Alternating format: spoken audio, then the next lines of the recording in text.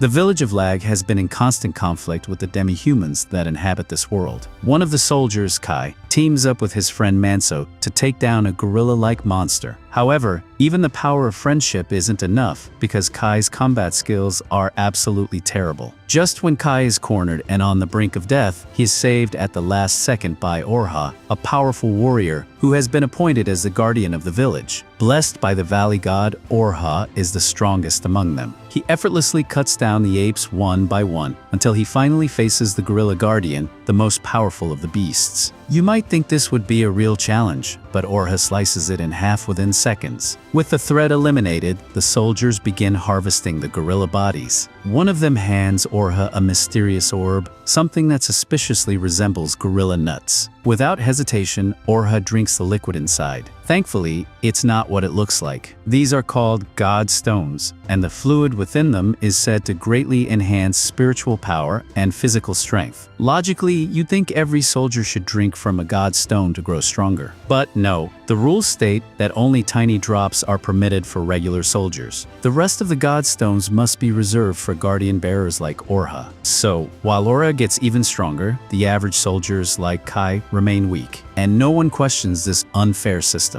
After returning to the village, a large celebration is held in honor of their victory over the apes. But even the food distribution at the banquet reflects the strict class system. High-status individuals and the children of the chief get lavish plates of meat, while low-ranking soldiers like Kai are left with a small bowl of soup. The soup isn't terrible, but Kai still longs for the better food, something he won't taste unless his status rises. Determined, Kai vows to become stronger. Immediately after the banquet, he heads out to train as hard as he can. But it's difficult to train on an empty stomach. Starving, he shouts that he wishes he could eat some rice balls. Moments later, Manso arrives and curiously asks what rice balls are. Kai admits he doesn't really know. The word just suddenly popped into his head one day. Still, he has a feeling rice balls must be delicious. As they talk, Kai points toward the hill where the village buries its fallen soldiers. One hill is carefully maintained, home to the graves of those with families who still visit them. But right next to it lies another hill, neglected and overgrown, where orphans and those forgotten by society are buried. Kai, being an orphan himself, knows this is where he will end up unless he can make something of his life. That's why Kai is so desperate to become stronger, to survive and live a life that matters. He has no choice but to endure tiny food portions and train harder than anyone else. Still, he knows that even hard work might not be enough. What he really needs is a special ability, something to give him an edge on the battlefield. At that very moment, in a distant castle, Orha and his sister Jose are walking toward their father's room. Orha tells Jose that she doesn't need to concern herself with war briefings, as she's not expected to fight like he is. Still, Jose insists she wants to help defend the village too. But Orha dismisses her, saying that a daughter of the chief's family has no need to learn how to fight. No matter how much she pleads, he refuses to allow it. Jose thinks it's unfair. Just because she's a girl, she's forbidden from fighting in battles. As if to rub it in, when she looks out the window, she sees Kai and Manso outside training and having fun. Since Manso is older and stronger, he easily outmatches Kai, who is left on the defensive. Manso tells him that he'll never get stronger unless he learns to attack. So Kai gives it a try, but leaves himself completely open. Manso takes the chance to knock him down hard, and Kai hits his head on the ground. As a result, Kai suffers a massive concussion, and then something strange happens. Memories from a past life in Japan suddenly flood into his mind. While flipping through these visions, he distinctly remembers the word magic. However, once he regains consciousness, the word feels foreign again. Magic doesn't exist in this world, at least, not officially. This isn't the first time Kai has experienced unfamiliar memories. In fact, it's not uncommon in this world for people to see strange visions from another life. But Kai doesn't think it's worth mentioning to anyone. Sure, the memories gave him ideas about things like rice balls and magic, but they're useless here, especially when magic was considered nothing more than a fairy tale in Japan. Still, if he could somehow use magic, he'd be able to stand out in the next battle, and maybe even raise his status. Meanwhile, back at the castle,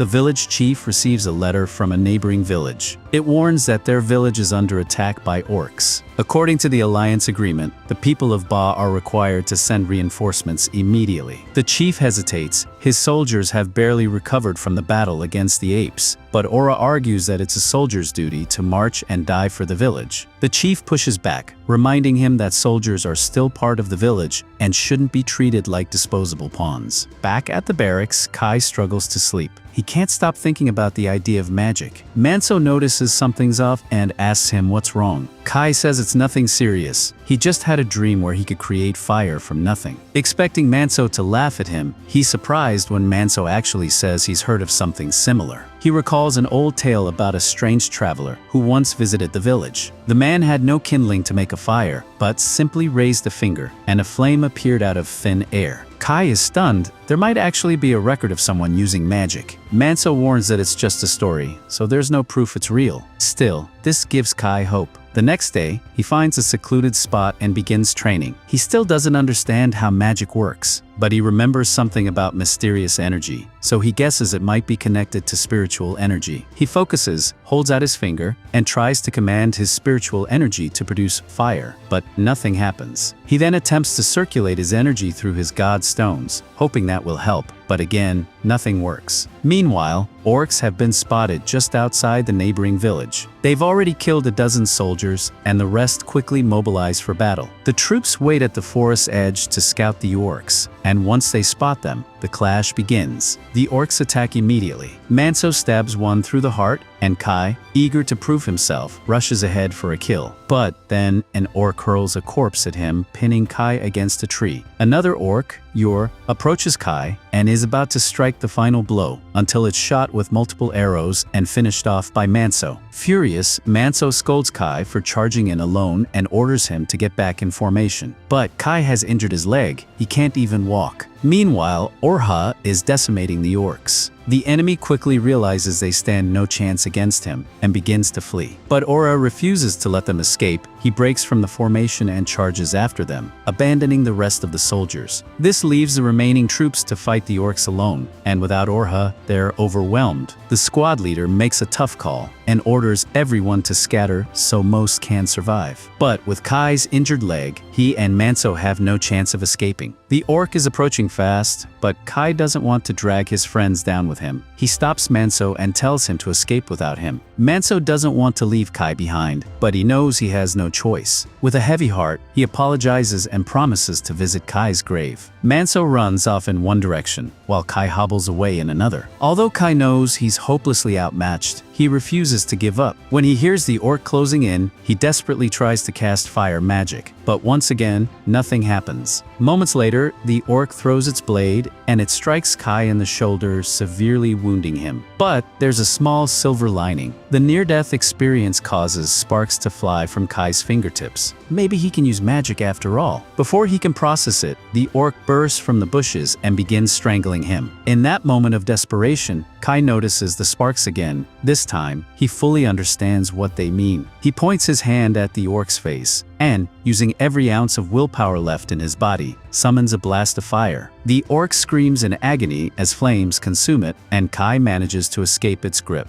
The orc eventually collapses from the damage, and Kai feels proud. He finally defeated a monster all by himself. But there's just one problem. His hand is still on fire. He frantically tries to put out the flames, but it's no use. His spiritual energy is being consumed at an alarming rate. If he doesn't stop it, he'll die of exhaustion. He needs to calm down and think. If spiritual energy is like a dam, then the fire spell opened the floodgates. All he has to do is mentally close the dam. Easier said than done, especially since the orc is still alive and crawling toward him. Kai eventually manages to cut off the flow of energy and stop the fire. But by then, the orc has already reached him. Although badly burned, it's still moving. It picks up Kai but doesn't kill him. That's when Kai realizes the orc must be blind from the fire and doesn't realize he's still alive. There's no way he can win another fight in his current state, but if he's going to die, he wants to take the orc down with him. As the orc walks near a cliff edge, Kai suddenly slashes it across the chest. The two of them fall off the cliff into the river below. Somehow, Kai survives the fall and drags himself out of the water with his knife still in hand. He spots the orc's corpse nearby. This time, definitely dead. Knowing he's still dangerously low on spiritual energy, Kai cuts into the orc's body and retrieves its god stone. Without hesitation, he drinks the entire liquid inside. As the spiritual energy flows back into him, Kai begins to feel alive again. He collapses under a nearby tree to rest. It's the first time he's ever consumed a full god stone, and it seems like his spiritual energy won't be a problem anymore. Unfortunately, the wound on his shoulder is still bleeding heavily. He's convinced he's going to die out here, but at least he'll die looking at a beautiful sunset. Meanwhile, back in the village, the surviving soldiers have returned and are preparing to celebrate their victory over the orcs. But Manso isn't in the mood for celebration. Another soldier notices his expression and tells him to cheer up. When he asks where Kai is, since the two are usually inseparable, it suddenly hits him. Kai must have died. But instead of offering comfort, he callously tells Manso to forget about Kai, calling him worthless. That night, Kai sleeps under the tree. By morning, he's shocked to find that he's still alive. Not only that, he feels better than ever. His broken leg is healed and the wound on his shoulder has sealed. While he's grateful, he's also confused. Drinking a god stone should restore energy, but not heal life-threatening injuries overnight. He looks behind him and notices a stone wall covered in inscriptions. Curious, he tries to get a closer look, but thick ivy blocks the text. Using his fire magic, Kai burns the ivy away, but his power is much stronger than expected. The blast launches him across the valley. As he regains his footing, Kai catches a glimpse of his reflection in the water, and he's stunned to see a divine crest on his face. This is the mark of a guardian bearer. But before he can process it, the crest fades. He assumes it must have been his imagination. Still curious about the stone, he walks back to examine the inscriptions more carefully. Unfortunately, they're written in a language he doesn't understand. Giving up for now, he decides to return to his village. He spots a cliff face that looks climbable and begins scaling it. Just as he reaches for a handhold, his divine crest flashes again, and he accidentally crushes the rock with sheer strength. The rock Kai was holding onto crumbles, and he falls back into the valley. At first, he thinks the stone must have been weak, but then he grabs another, only to crush it effortlessly. That's when it hits him. He's received a massive power boost from drinking the god stone. Overjoyed, Kai celebrates his newfound strength. But his celebration is cut short when he hears a voice whisper, "Go." Not wanting to discover who or what it was, he quickly starts climbing the cliff at full speed. Once he reaches the top, he's amazed by how easy it was, and even more thrilled by how powerful he's become. Still, Kai begins to wonder, is this the power of divine protection? The divine crest, symbol of a guardian bear, is said to be granted by the land gods. But Kai doesn't remember receiving any blessing. Perhaps it happened while he was unconscious. Until he knows for sure, it's best to keep this a secret from the village. Back in Lag, Manso has just finished making a grave for Kai. But to his shock, Kai casually walks up, alive and well. Overjoyed, Manso embraces him, and things soon return to normal. Except this time, Kai is far more capable at his duties. Assigned to plow a small section of the field, he finishes the entire thing with barely a drop of sweat. He panics for a moment, afraid his divine crest might be visible, but after checking his reflection in the water, it's gone. It must only appear when he exerts himself too much. So as long as he doesn't overdo things, his secret is safe. Other villagers start asking questions about his sudden strength. Caught off guard, Kai decides to be honest. He reveals that he drank the god stone of the orc he defeated. Everyone is stunned. Ordinary soldiers aren't allowed to consume full god stones. But given that Kai was mortally wounded at the time, he had no choice. He even admits to drinking the god stones of nearly 40 orcs while returning to the village. Now, his strength makes sense. Manso congratulates him for surviving such a harrowing experience. Meanwhile, Elsa, a young village woman, keeps staring at Kai, prompting her friends to tease her about it. Elsewhere in the village, Princess Jose visits the storage house to speak with the inventory checker. He informs her that all the grave offerings are prepared, and she can depart for the grave cleaning whenever she's ready. Early the next morning, Kai practices his fire magic, which has noticeably improved. As he trains, Jose approaches and questions him. His actions look suspicious. Since she's royalty, Kai has no choice but to obey. He explains everything about his fire ability. Surprisingly, Jose doesn't seem shocked. She's heard of people with similar powers, though such individuals usually belong to noble families or are monks. That makes Kai a rare exception, especially since he doesn't seem the least bit fatigued, even after using a large amount of spiritual energy. Jose recalls a rumor that Kai became stronger after consuming a large number of God stones, suggesting he now has a much larger spiritual energy reservoir than the average person. She asks him to train with her, and Kai, having no authority to refuse, agrees. Soon after, the two are sparring with practice spears. While Kai is far stronger than before, Jose is a guardian bearer, so defeating her would require serious effort. But Kai doesn't want to risk exposing his divine crest, so he carefully holds back his power. After the duel, Kai heads to the well to fetch water. He's honestly surprised he managed to hold back so well and still compete. That means he's now so powerful that even a guardian bearer like Jose wouldn't stand a chance if he went all out. Just then, Jose asks him to bring her water too. As she washes her face, Kai asks if all guardian bearers are equally strong. She explains that she's actually one of the weaker ones. Her father and brother are far more powerful. A guardian bearer's strength depends not only on the protection of their land god, but also on their personal training. And when it comes to training, Jose admits she's lacking. Technically, as a woman, she's not obligated to fight, but as a guardian bearer, she has a sacred duty to protect the people in battle. Strength isn't just about power, there are deeper responsibilities. Kai is confused and asks her to elaborate, but before she can, the morning rooster crows. She realizes she's not supposed to be outside right now, and needs to return to the castle before anyone notices her absence. Before leaving, Kai asks again what she meant about a guardian bearer's true duty. Though she'd like to explain, it's against the rules. Instead, she offers him an alternative. If he accompanies her on her upcoming monthly grave cleaning duty, she'll explain everything then. Her land god is enshrined in Ida village, and she promises to make the arrangements for Kai to join her there. Kai agrees to accompany Jose, and a few days later, she departs for a nearby village along with Kai and a small group of soldiers. Their job is to protect Jose during the trip, as the route runs through Ape territory. However, the soldiers find it odd that they were suddenly assigned to this task. Usually, a different squad handles escort duties for the chief's daughter. One soldier even mentions a rumor. Apparently, Jose personally requested Kai to come along, which is why their entire unit was chosen. He asks Kai if it's true,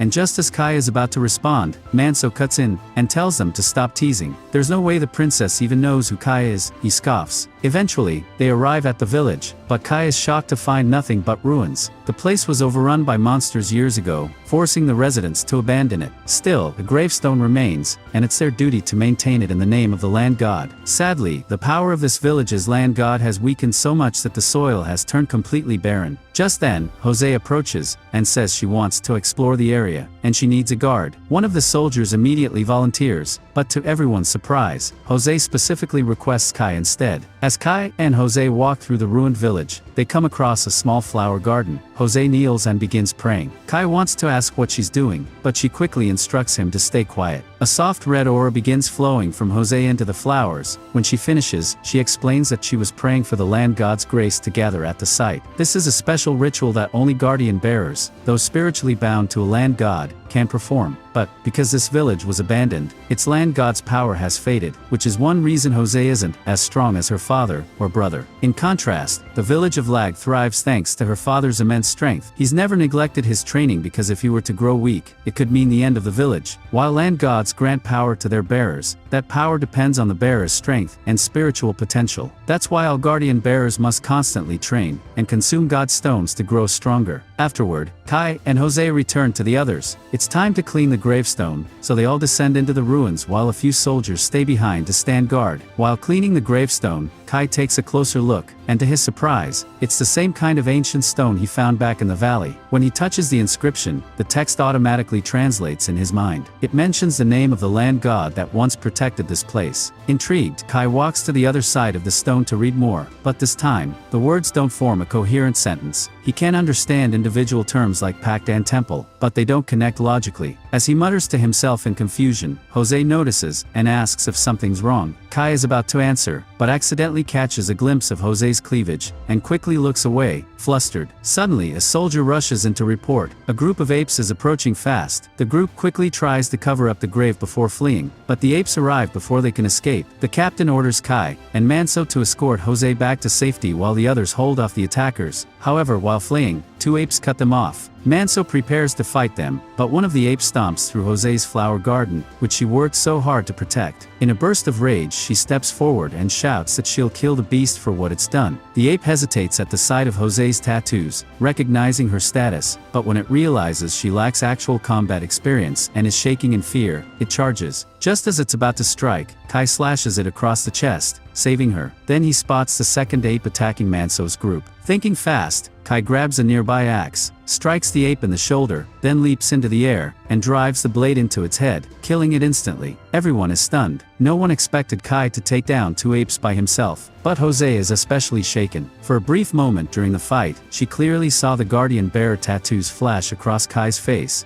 After returning to the village of Lag, Jose is immediately scolded by her brother Orha. He had heard how she nearly got herself killed by jumping into battle, and he angrily reminds her that this is exactly why he doesn't approve of her fighting alongside soldiers. However, Moloch steps in to calm him down, saying that the most important thing is that Jose is safe. For now, he suggests they shift their focus to increasing patrols in the surrounding area, especially since the inspector will be visiting soon. Aura agrees and leaves to inform the soldiers about the new patrol schedule. Once he's gone, Jose apologizes to her father, Moloch, for causing trouble. But to her surprise, he isn't angry. He already knows the full story, including how Kai single-handedly defeated two apes, and he's eager to see what Kai is capable of in the future. Meanwhile, Kai is busy running errands when a few of his friends grab him and start teasing. Everyone in the village is calling Kai a hero now for saving Jose during the expedition to Itia village, and rumors are spreading that the two of them got really close while they were away. Some of the village girls see this and assume the boys are just messing around again, but Elso can't take her eyes off Kai. The other girls quickly catch on. Elso definitely has feelings for him. They tease her, warning that if she doesn't talk to Kai soon, someone else will. And it looks like they were right, because moments later, Jose walks up to Kai and asks to speak with him in private. Although Kai has no idea what this is about, he agrees. The two of them walk into a quiet back alley, where Jose formally thanks Kai for saving her life in ATA. She then admits that during the battle, she thought she saw a divine crest appear on Kai's face. But now that she's looking at him up close, she assumes she was just hallucinating. After all, what are the chances that Kai, of all people, became a guardian bearer? Still, her failure in battle made her realize just how weak she is. Determined to grow stronger, she tells Kai that from now on, they'll be training together every morning, and she expects him to show up. Kai doesn't exactly want to get roped into Jose's intense routine, but he can't say no, so he agrees. What they don't realize is that Kai's friends have been spying from behind a tree, one that's far too small to hide them. They have no idea what the two are talking about, but they're incredibly jealous that Kai gets to spend time with Jose. Later that day, Kai is chopping wood when Elsa approaches with a bowl of water. She shyly asks if he'd like a drink, since he must be thirsty from all the work. Kai gratefully accepts, thanking her for being so considerate. Just then, one of Elsa's friends calls out to her, reminding her they still have chores to finish. Kai assumes Elsa was just being nice, but Manso knows better. He tells Kai he's a lucky man, clearly hinting at Elsa's feelings. Suddenly, Kai hears a strange bird call in the distance, and he recognizes it as the same one he heard back in the valley. He's puzzled. Why would it be here? That night, Kai lies in bed, unable to sleep. He keeps hearing that same bird call echoing in the dark. Eventually, curiosity gets the better of him. He gets up, leaps over the village wall with ease thanks to his enhanced strength, and sprints back to the valley where everything began. Once he reaches the tree near the ancient god's stone, he sees the same stone tablet again. Now that he knows it's a god's gravestone, he tries to read the inscriptions. But oddly, he can't understand them this time. Even so, he bows and thanks the land god for saving his life, then spends the night cleaning the gravestone as a sign of gratitude. He even leaves a small offering at its base before making his way back to Lag village. On the way, he gets hungry, so he drinks from the river and picks a few fruits from a nearby tree. He's amazed by the sheer amount of food available in the wild and thinks to himself, maybe I could live out here. And just like that, a brilliant idea strikes him. He could build a house in the forest and live freely. But to build a house, he'll need wood. Kai climbs a nearby cliff and spots a tall, sturdy tree that looks perfect for cutting. But once he's up close, he realizes a problem. His dagger won't be enough to chop down something this big. So, he decides to try something new. Using his fire magic, he boosts the output to form a fiery blade around his hand. It works well on metal, but on wood, not so much. The moment he swings, he accidentally starts a forest fire. Thankfully, he manages to extinguish it before a land god notices. Still, it's clear he needs a better strategy. After calming down, Kai tells himself, if I can create fire from nothing, I can figure out how to cut a tree. That's when a memory from high school chemistry suddenly resurfaces. In an instant, Kai recalls everything about molecular structures from his past life in Japan. Apparently, Kai had paid more attention in science class than he realized. Kai knows that to cut down the massive tree, he needs to find a way to break the molecular bonds within it. Placing his hand on the bark, he begins focusing his spiritual energy, attempting to manifest it in a way that could slice through the tree at a structural level. But before he can make progress, he hears something moving nearby, from the direction of the valley. Curious and cautious, he decides to check it out. As we look back, it's revealed that Kai actually succeeded. The tree's molecules have been cleanly split. When Kai reaches the valley, he finds a group of children equipped with climbing gear, preparing to descend into the valley. Ready to defend the sacred place, Kai leaps down, mentally prepared to throw hands with some disrespectful kids. But as he gets closer, he realizes these aren't children, they're just short. Their leader steps forward and introduces himself as Pork, the chief of the Kora people. Kai has never heard of the Koras before, and finds it odd that Pork can speak the human language so fluently. Pork explains that they've had previous interactions with human merchants, and their goods are considered top quality by humans. That aside, Pork apologizes for coming without permission. He explains that they've arrived to fulfill an ancient pact made with the great valley god who resides here. From their legends, they believe the valley god resembles a human, and as such, they think Kai is the valley god. Pork continues, explaining that the Koras have lived quietly in the forest for generations, worshipping the land gods. But a few days ago, they were attacked by orcs who wanted to steal their land god. Being a peaceful people, the Koras stood no chance and were forced to flee their home. Addressing Kai as an arbitration god, Pork pleads for help in reclaiming their land. Kai, still reeling from all this, asks what exactly an arbitration god is. Pork explains that in ancient lore, an arbitration god is a divine being who has inherited the power of creation, tasked with protecting the creatures of the forest. Kai, understandably, finds it hard to believe that the legend refers to him. Just then, another Kora speaks up, doubting Kai's identity. He claims an arbitration god is supposed to be a fierce warrior who punishes those who disrupt the land, and Kai doesn't exactly look threatening. But Pork is confident. He insists that he can see it, not literally, but spiritually. Years ago, he trespassed into the valley and was punished by the valley god, who took both of his eyes. But in exchange, he gained the ability to see spiritual energy. When he looks at Kai, he sees the unmistakable energy of the valley god flowing through him. So to Pork, there is no doubt. Kai has the god's protection and must be the arbitration god. To strengthen his case, Pork mentions they've already made a sacrifice to the valley god, which shocks Kai. He urgently asks what they sacrificed. Pork calmly explains that earlier that day, he sacrificed his granddaughter Aru to the valley. Kai panics and demands to see where she is. The chorus lead him to the rope Aru had used to descend into the valley, but it snapped long ago, and she likely fell. Kai dives into the valley, where he finds Aru at the bottom, still alive but badly injured and bleeding. She doesn't have long. Desperate, Kai recalls how his own wounds healed when he first encountered this place. He focuses his energy and envisions Aru's injuries mending. Somehow, he is able to visualize the structure of her tissue, despite never studying biology before. But now he remembers something oddly specific from high school. The mitochondria is the powerhouse of the cell. With this absurd but valuable knowledge, Kai manages to heal Aru's wounds. He's stunned that it actually worked, but knows she still needs time to rest. Suddenly, he hears a commotion at the top of the valley. The orcs have attacked. The Koras, being virtually defenseless, stand little chance. Several have already been killed. Just in time, Kai arrives and stabs one of the orcs through the chest, saving them. But the orc responsible for most of the deaths, their leader, steps forward. He flaunts his divine crest, trying to intimidate Kai. His cleaver still drips with the blood of the Koras he slaughtered. But Kai isn't backing down. He's not alone in his fury. He begins hearing a voice in his head, filled with rage, demanding that he kill the orc and strike fear into its heart. Kai realizes the voice belongs to the valley god. As the god's guardian bearer, Kai vows to carry out its will. Before the battle begins, Pork steps forward and offers to help. He may not be as strong, but he too is a guardian bearer and will do what he can. Kai is grateful for the support. It'll make things easier. To show the orcs what they're dealing with, Kai activates his own divine crest. The orcs' confidence crumbles as they realize they're facing not one, but two guardian bearers. Still, their leader forces them to attack. The first two are instantly slain by Kai. One orc tries to ambush Kai while he's distracted, but Pork leaps in and cuts it down, protecting him. Kai thanks him, though Pork admits he can only handle the weaker orcs. He tells Kai that the orc guardian bearer, their leader, is his fight. Without hesitation, Kai picks up a cleaver and begins walking toward the final enemy. The orc leader quickly realizes he's in deep trouble, so it tries using Talk no Jutsu, the ancient art of talking your way out of getting wrecked. This orc, unlike most, can speak the human language. He tells Kai there's no need to fight and claims he only meant to attack the Korras, not offend Kai personally. Normally, Kai wouldn't be this furious, but the orcs didn't just kill innocent Korras, they did it in his valley. And now, blue spiritual energy radiates from Kai's body like a divine warning. The orc begins begging for mercy, but Kai has none to give. In a desperate last move, the orc charges. But Kai calmly slices off its arm with an energy blade, then drives it straight through the orc's chest, ripping out its god stone. Pork, watching the scene unfold, is now more convinced than ever that Kai is the very god who took his eyes long ago, an ancient being that has watched over the world since before even the age of gods, the arbitrator. This is Kai's first time killing a guardian bearer. Pork explains that if one drinks the god stone of a fallen guardian bearer, they inherit the fallen's power. These are far more potent than ordinary god stones, granting tremendous strength. Kai splits the stone in two, but before drinking, he offers half to Pork in gratitude for fighting beside him. Pork is surprised and asks if he's truly sure, to which Kai simply replies, "You earned it." Both men drink. Pork immediately drops to his knees. The surge of power from a guardian bearer's stone is overwhelming. Kai seems fine at first, but then collapses in agony. The Korras rush to him, worried, but Kai assures them he just needs to rest. He returns to the valley and warns them not to disturb him or enter the valley without his permission. While resting, Kai has a nightmare, a memory from childhood. His original village was burned down by apes, forcing him to flee and eventually find refuge in Lag. The next morning, Kai wakes up and is shocked to find a blanket covering him. Even more shocking, Aru is sleeping next to him. Startled, Kai demands to know what she's doing. Aru explains that she didn't want him to catch a cold and was trying to keep him warm. Though Kai had saved her life, she reminds him that she was offered to the valley and has vowed to serve him for the rest of her life. Kai says he doesn't need a servant and tells her to go home, but Aru insists she can't. Pork warned her that if she fails her duty as an offering, great misfortune would fall upon the Korras. She refuses to leave. As Kai tries convincing her otherwise, he realizes the sun is rising, and he needs to get back to Lag before anyone realizes he's been gone. He leaps up the valley cliffs with ease, but is stunned to find the Korras still waiting there. He thought they would have left. Pork explains they have nowhere else to go. Their old village is gone, and they wish to stay near the valley, pledging themselves to the valley god. Kai sympathizes with them and agrees, but with one strict rule: no one is to enter the valley without his permission. As he prepares to leave, Pork tells him there's something important he must know. A little while later, Kai returns to Lag, only to be scolded by Jose. He's late for their morning training. She demands to know where he was, but Kai can't exactly say "I was busy being a literal god," so he just claims he overslept. Later, Chief Moloch approaches some of Kai's friends, asking where he is. Manso tells him that Kai is on storage house duty near the castle. Eventually, Bezin, Jose's father and Lag's chief warrior, finds Kai and challenges him to a duel. After hearing about how Kai protected Jose, he wants to see Kai's strength for himself. Thankfully, it's just a friendly match. Bezin assures Kai he won't be killed. Kai is relieved, but he remembers what Pork told him: don't reveal your powers yet. As a new guardian bearer, Kai would be an easy target if word got out. So, during the duel, he must hide his divine crest at all costs. As the match starts, Bezin makes the first move. Kai dodges his attacks, but he's getting heated, and his divine crest begins to glow. Panicking,